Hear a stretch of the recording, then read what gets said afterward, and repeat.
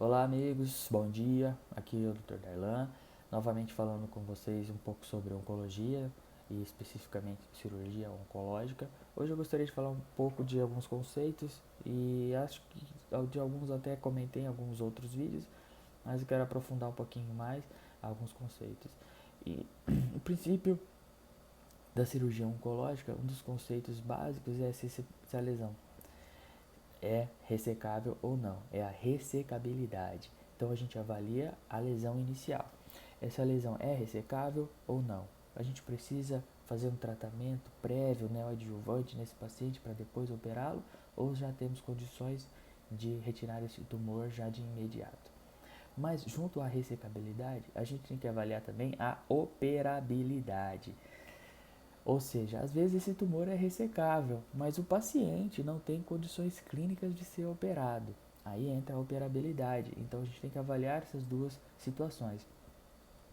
Ou às vezes acontece o contrário, o paciente está até saudável, bem clinicamente, aguenta um procedimento de grande porte, mas a cirurgia não é viável porque o tumor já não é mais ressecável. Então, essa é uma orientação que a gente já tem que avaliar no começo e conversar com o paciente sobre isso também. Outra situação que me pergunta é sobre o grau de diferenciação do tumor, né? Porque às vezes vem a biópsia e o paciente olha antes e tá lá grau 1, grau 2, grau 3 e eles associam a isso a metástase, porque eles falam assim, o grau 4 já é metástase. E não é bem assim. Essa diferenciação é na lesão, ali no tumor, onde foi feita a biópsia. E essa diferenciação pode ser desde grau 1, grau 2, grau 3, grau 4. Então a gente vai avaliar essa lesão entre grau 1, que é bem diferenciado, grau 2, moderadamente diferenciado, grau 3, pouco diferenciado e grau 4, indiferenciado. Então aí a gente vai avaliar essa lesão nesse sentido ali, basicamente no tumor. E quanto maior o grau, significa que esse tumor ali tem um maior potencial de crescimento. Ele tende a ter um prognóstico mais reservado se não tratado adequadamente. Mas não é relacionado a metástases à distância. Isso é feito através do estadiamento. E cada tumor tem seu estadiamento específico. Outra situação também, que às vezes a gente conversa e o paciente não entende, é sobre quando o tumor foi ressecado, se ele foi totalmente ressecado. E aí a gente tem algumas orientações quanto a essa ressecabilidade. E a gente avalia assim, se ele foi retirado totalmente e as margens macroscópicas é, não estão aparentes, ou seja, você faz a retirada total da lesão. E aí, tanto macroscopicamente quanto microscopicamente, através do anátomo patológico, elas estão livres totalmente. Aí a gente classifica como R0. Então, às vezes, na conversa, a gente fala com o paciente assim, olha, não, a sua lesão foi R0, foi retirada totalmente. Isso significa que não ficou tumor residual, pelo menos avaliado na peça cirúrgica. Quando é R1, aí ela pode microscopicamente aparecer a lesão. Então a gente faz a retirada da lesão e na peça vem lá margem focalmente comprometida ou então margem exígua. Então ali microscopicamente ele ficou um pouco é, é, é, difícil de dizer se foi ressecado totalmente ou não. E claro, dependendo do órgão que foi retirado ou não, vai ter uma avaliação específica se vai precisar fazer uma complementação ou não. Já uma lesão R2, ou seja, uma ressecabilidade R2, significa que ali, até macroscopicamente, nós observamos que não foi retirada toda a lesão. Foi já observado que, por exemplo, às vezes o paciente foi submetido a uma cirurgia, mesmo através dos exames de imagem que avaliavam que era possível ressecar aquela lesão, talvez no intraoperatório foi observado ali no meio do procedimento que não daria para tirar totalmente a lesão, ou mesmo se tiver alguma intercorrência intraoperatória, como um sangramento excessivo, etc., que tenha que ser necessário suspender o procedimento e aí às vezes retirando essa lesão com uma margem macroscópica deixada no organismo, ou seja, é uma cirurgia R2. E isso implica, sim, no tratamento do paciente. Sabendo isso no intraoperatório, a gente descrevendo isso, a gente vai saber como conduzir o caso no pós-operatório. Na maioria das vezes, essas lesões R2, onde macroscopicamente já foi observado que ficou lesão, nós teremos que fazer ou lançar a mão de um tratamento complementar através de radioquimioterapia, que vai depender, claro, de cada doença. Outras coisas que me perguntam quando a gente vai pedir alguns exames, a gente pede alguns exames de sangue que são os marcadores tumorais. E é interessante a gente falar sobre isso. Claro que cada doença tem um marcador específico. Eles estão ali antígenos na superfície da célula, ou às vezes eles são proteínas que saem pela corrente sanguínea e que determinadas doenças elas estão aumentadas na sua detecção ali nos exames. Ou até mesmo hormônios que nós produzimos, que determinadas doenças eles estão aumentados, de o seu exame está alterado, aumentado o seu valor, o que denota ali uma alteração sugestiva daquele câncer. Mas nós vamos pedir marcadores tumorais de rotina para todos os pacientes, independente de ter ou não uma suspeita de câncer, ou ali no seu check-up anual a gente pede marcador tumoral? Obviamente que não.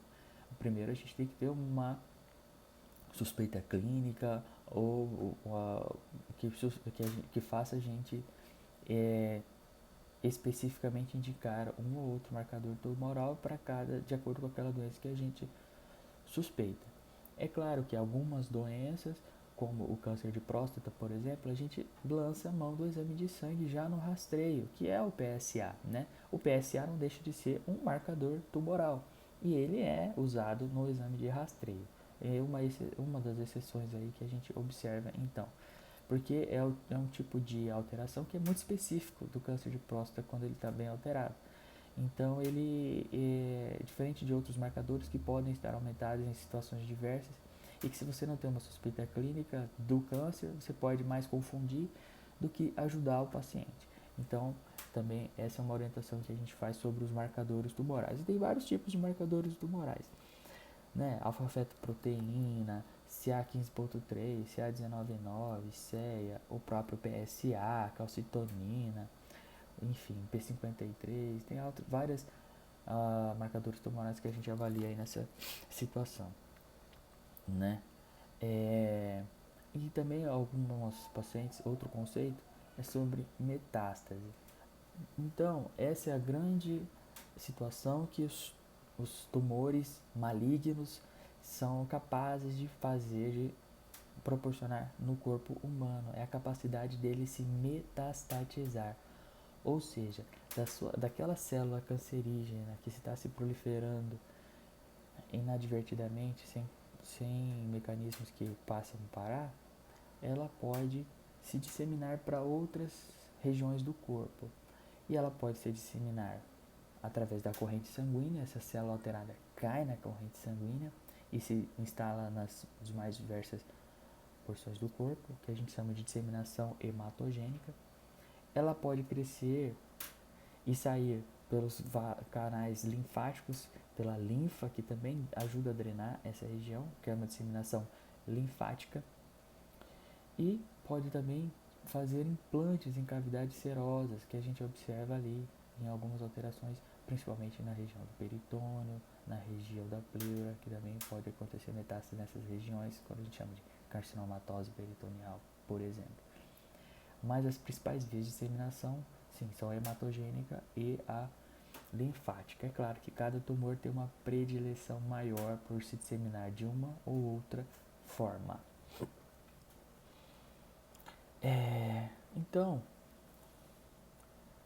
outra coisa que eu gostaria de falar também é sobre a atenção ao anátomo patológico. Muitas vezes, quando a gente retira a peça cirúrgica de um paciente, esse resultado ou o laboratório manda diretamente para o médico que fez o procedimento, né? Ou às vezes entrega para o paciente.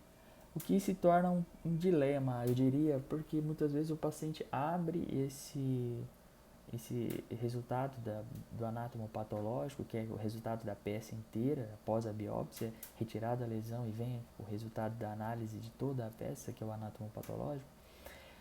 E ele se confunde muito porque ele tem muitas informações.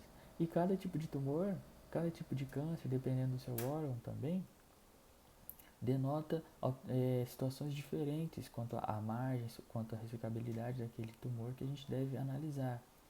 Então, dependendo do tumor, uma margem de 0,2, 0,3 milímetros está ok. Dependendo do tumor, você precisa ter uma margem de 1 centímetro, de 2 centímetros, de 2,5 centímetros, dependendo do tumor. Então, essa análise tem que ser individualizada.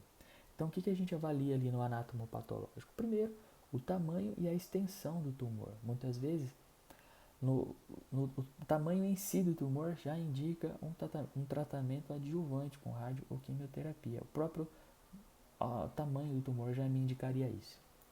A gente também avaliar o que eu disse antes, se as margens estão livres, se as margens estão exíguas, se as margens estão focalmente comprometidas ou se as margens estão macroscopicamente comprometidas.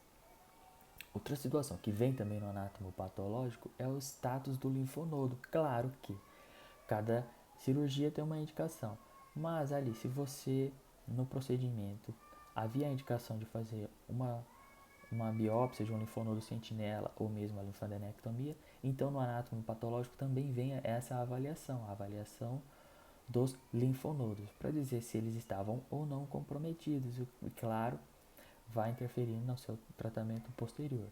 E no anátomo patológico, algumas vezes, às vezes só uma célula, um linfonodo está comprometido, às vezes ele está microscopicamente comprometido, algumas vezes a gente tem que fazer até imunohistoquímica desse linfonodo para saber se tem alteração sugestiva mesmo ou não.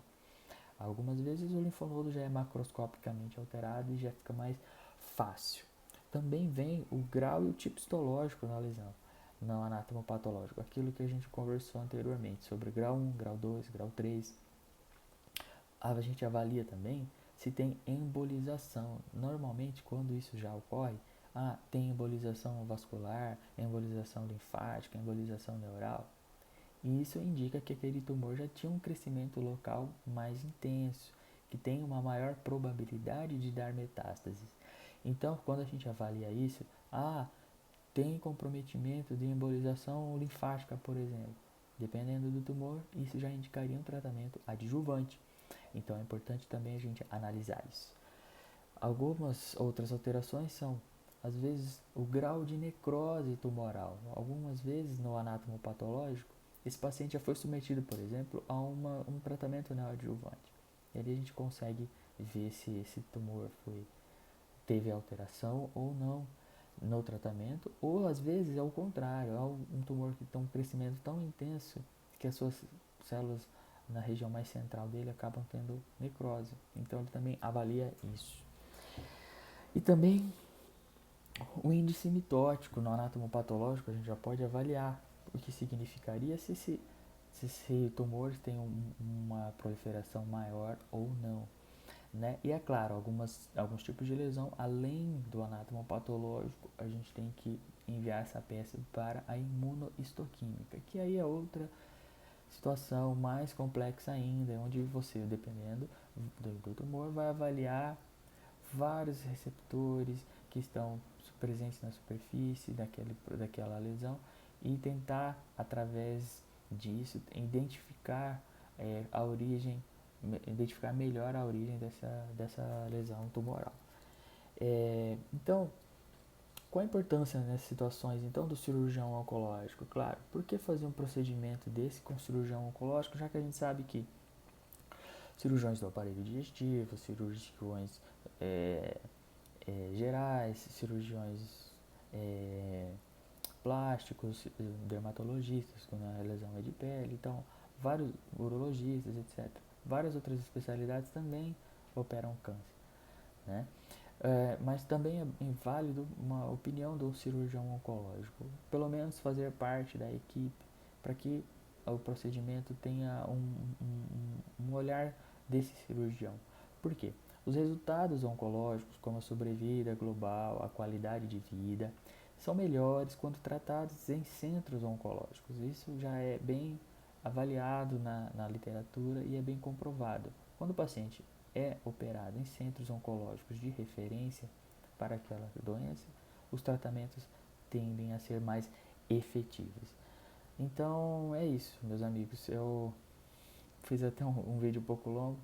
Espero que vocês tenham gostado aí de alguns desses conceitos iniciais da cirurgia oncológica. Estou sempre à disposição e até a próxima. Quem gostou aí pode dar uma curtida no nosso vídeo, tá? Fique com Deus, um forte abraço.